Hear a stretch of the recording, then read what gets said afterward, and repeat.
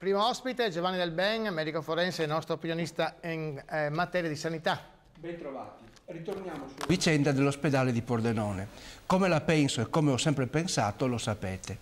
Sono passati 9 mesi da quando la Giunta del Friuli Venezia Giulia ha stabilito che il nuovo ospedale di Pordenone si farà in via Montereale 24, proprio lì nella zona dove l'ospedale è adesso e non un chilometro più in su in Comina. Tra le motivazioni che hanno correttamente portato a questa decisione ve n'è una a forte incidenza economica.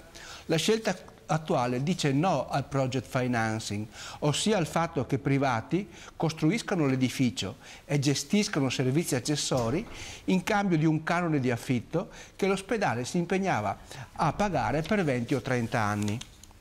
Sul fatto che questo sistema di finanziamento sia troppo oneroso per le finanze pubbliche lo ha detto chiaramente a febbraio la Corte dei Conti. Quello che vedete è un articolo del febbraio scorso pubblicato dal Mattino di Padova. Nelle ultime settimane sono venuti alla luce fenomeni che non danno lustro alla nostra comunità del Triveneto. Questi fenomeni però non hanno radici fresche, ma sono lì da tempo.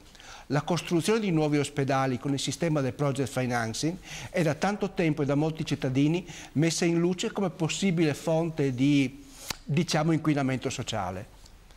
Se anziché pagare interessi fino al 20% annui, si utilizzassero le stesse risorse per investire in prevenzione, potrebbe andare a finire che ci servirebbero meno ospedali senza che il livello medio di salute della popolazione ne risentisse. Quello che vedete ovviamente è tratto ancora dalla stampa e che sono dati controllabili.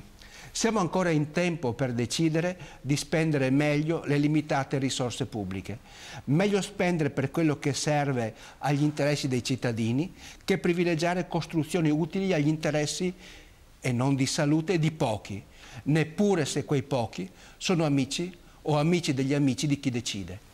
Grazie a Giovanni Del Ben, come sempre è pungente ma colpisce nel segno.